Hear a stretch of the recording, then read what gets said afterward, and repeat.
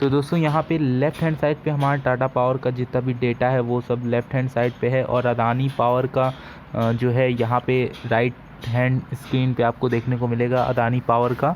तो आइए एक एक करके सबके बारे में हम लोग जानते हैं। तो यहाँ पे टाटा पावर जो है वो one of the India's largest integrated power companies में से एक है, और यहाँ पे ये across the entire power value chain of conventional and renewable energy. तो वही जिस प्रकार से जैसे कि जो हमारी रिन्यूएबल एनर्जी होती है जैसे कि विंड एनर्जी, या फिर आप कह सकते हैं जो आपकी सोलर पैनल्स वाली चीज़ें होती हैं वो सारी की सारी आपकी ये रिन्यूएबल एनर्जीज़ में से आएंगी। और यहाँ पे अगर आप देखेंगे तो पावर सर्विस करते हैं, मतलब बिजली वगैरह बनाने का। और यहाँ पे अगर आप देखेंगे तो नेक्स्ट जनरेशन कस्टमर सल्यूशन, जैसे कि नेक्स्ट जनरेशन मतलब जो आने वाली जनरेशन है उनमें मतलब एक तरीके से क्या ऐसा बेनिफिट हो जो हमें आगे आने वाले टाइम में बेनिफिट करें।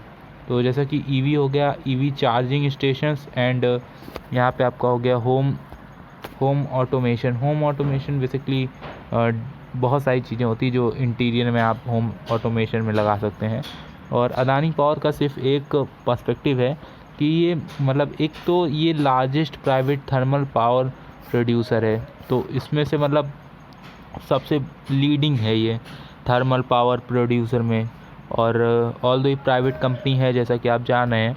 और यहाँ पे अगर आप देखेंगे तो we have power generation capacity of 12,450 megawatt, तो बहुत ज़्यादा होता है। और यहाँ पे अगर आप देखेंगे थर्मल पावर प्लांट है जो कि गुजरात, महाराष्ट्र, कर्नाटका और राजस्थान और छत्तीसगढ़ में आपको देखने को मिलेगा। सो मेगावाट जो है ये सोलर पावर प्रोजेक्ट है इन गुजरात।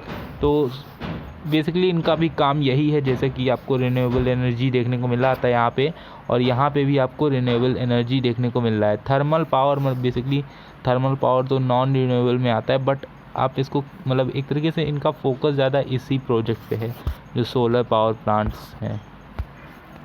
अब दोस्तों अगर इन दोनों में से किसका काम ज़्यादा यहाँ पे अच्छा लग रहा है वो एग्जैक्टली अगर मैं बताऊँ तो टाटा पावर को आपको थोड़ा सा यहाँ पे फोकस ज़्यादा करना चाहिए, क्योंकि टाटा पावर अगर आप देखेंगे तो ये आगे आने वाले जनरेशन के हिसाब से थोड़ा टेक्नोलॉजी में ये थोड़ा सा अपना एडवांसमेंट भी कर रहा है, जैसे कि ईवी चार्जिंग स्टेशन या फिर होम ऑटोमेशन हो गया या फिर सोलर रूफटॉप हो गया। तो ये सारी चीज़ें आगे आने वाले टाइम में इनकी वैल्यू बहुत ज़्यादा हो जाएंगी, डिमांड भी होगी।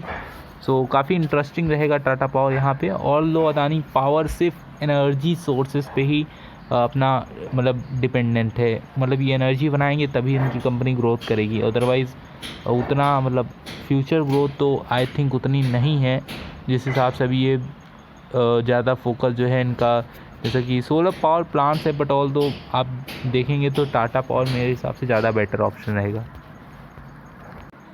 तो दोस्तों अगर हम लोग इसका 5 साल का डेटा देखें, पिछले 5 साल का, तो यहाँ पे टाटा पावर में आप देखेंगे 185% तक के रिटर्न दिया है।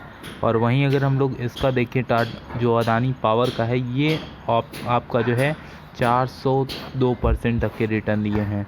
तो काफ़ी अट्रैक्टिव यहाँ पे आपको रिटर्न्स देखने को मिले हैं। ऑल्दो अगर आप देखेंगे तो टाटा पावर में आपको यहाँ पे लगातार डाउन ट्रेंड था, ये अब 2017 से लेके 20 तक इसमें आपको कहीं कोई मोमेंटम नहीं था, साइडवेज टू डाउन ट्रेंड था।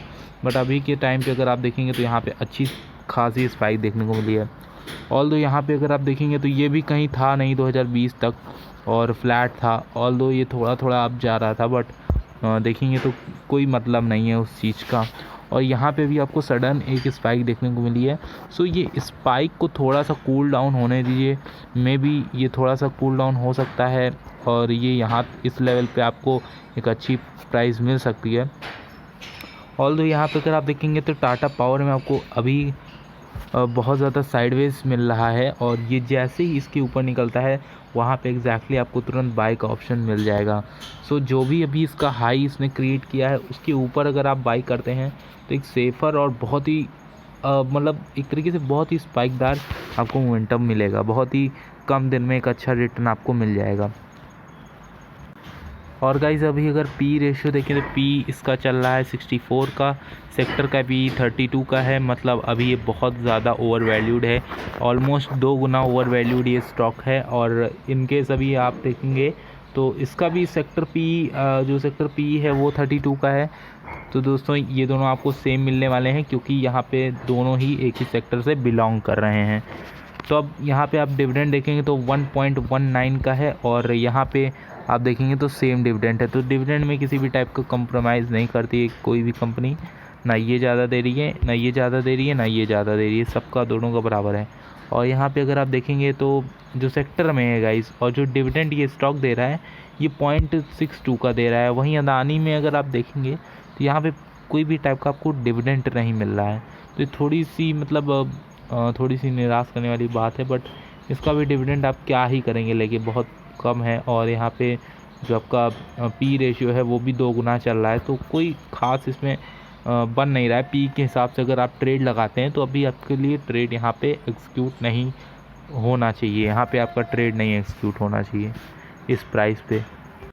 अभी दोस्तों अगर हम लोग फाइनेंशियल ट्रेंड पे देखें तो फाइनेंशियल ट्रेंड टाटा पावर का काफ़ी अच्छा हमको यहाँ पे देखने को मिल रहा है। ऑल्दो ये पूरा साल अगर आप 1 2 3 4 4 साल का डेटा निकाल के देखेंगे तो आपको यहाँ पे ग्रीन में ही देखने को मिला है।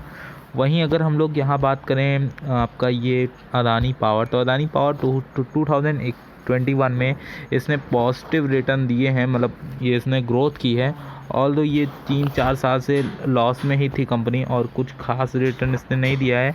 ऑल्दो मतलब कंपनी ने कुछ प्रॉफिट वगैरह नहीं किया है, सिर्फ 2021 में इसने थोड़ा सा प्रॉफिट कन्वर्ट किया है, तो एक अच्छी बात है अदानी पावर के इन्वेस्टर्स के लिए। ऑल्दो अभी ये सर्किट दे रहा है, बट वो सर्किट कितने दिन टिकने वाली है ये सारी चीज़ें आपको चार्ट पे ही एग्जैक्टली देखने को मिलेंगी। अभी हम यहाँ पे फंडामेंटल्स के ऊपर डिस्कशन कर रहे हैं, तो हमारा चार्ट से दूर दूर तक नाता नहीं है। वहीं अगर हम लोग बात करेंगे ये आपका जो टाटा पावर है, यहाँ पे आपको स्ट्रॉन्ग देखने को मिल रहा है। तो अगर आप जो है सेफ़र साइड जाना चाहते हैं तो टाटा पावर आपके लिए बहुत ही अच्छा ऑप्शन है कम दाम में।